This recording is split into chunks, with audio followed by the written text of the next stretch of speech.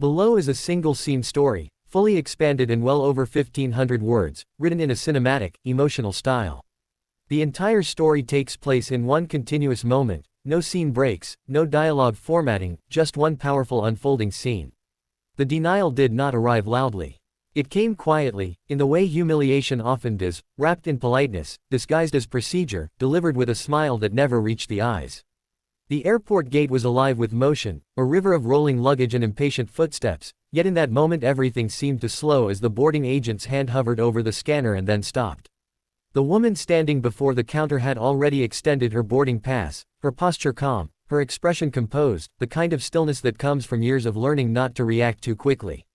She wore a tailored navy coat, simple gold earrings, and carried herself with a confidence that did not seek attention.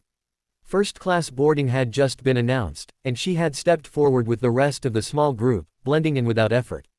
But something in the agent's eyes shifted the instant the name appeared on the screen. There was a pause, too long to be accidental. The agent's fingers tapped the keyboard once, twice, then stopped again.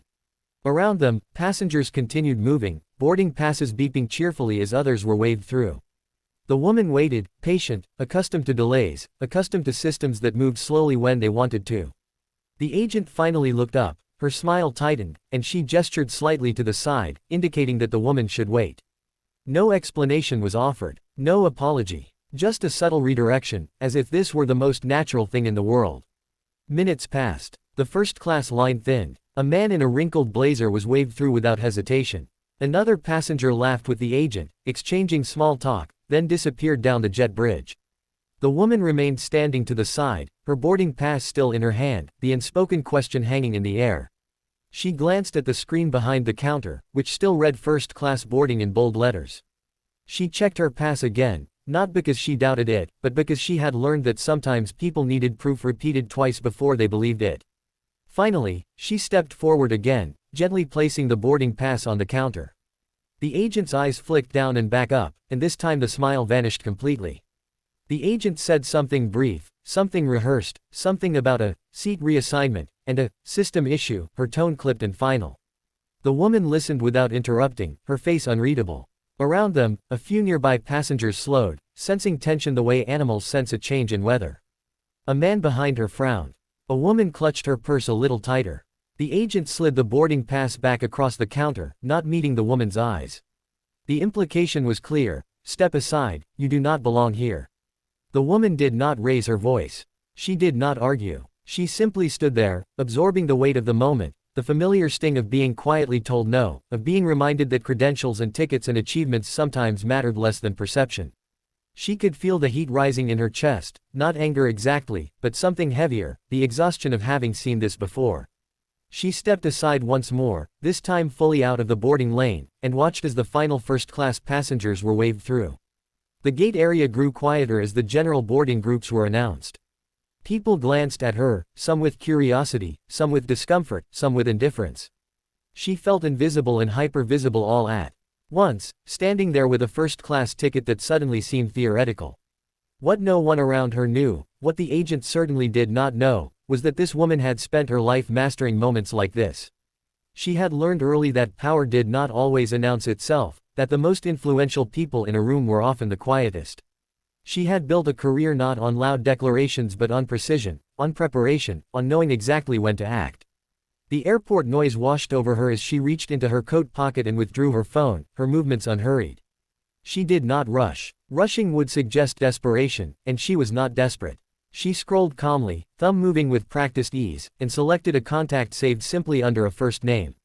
The phone rang once, then twice, then connected. She did not step away. She did not lower her voice. She spoke softly, efficiently, relaying facts without embellishment: the flight number, the gate, the boarding issue. Her expression remained composed, but her eyes were sharp now, focused. Whatever was being said on the other end caused her to nod once, slowly, as if confirming something she already knew. As she ended the call, the agent glanced up briefly, irritation flickering across her face at the sight of the woman still standing there. The general boarding announcement echoed overhead. A line began to form again, longer this time, messier.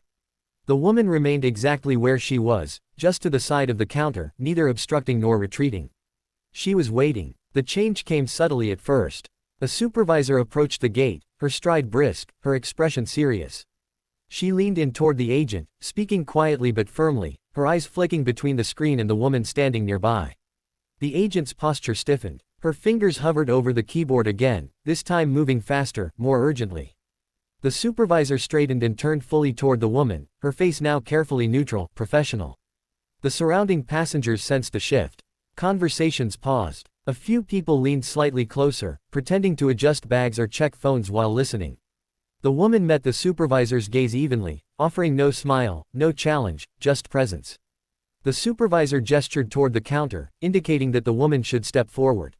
She did, placing her boarding pass down once more, the same piece of paper that had been dismissed minutes earlier now treated with new respect. The supervisor scanned the pass herself. Her expression changed, not dramatically, but enough.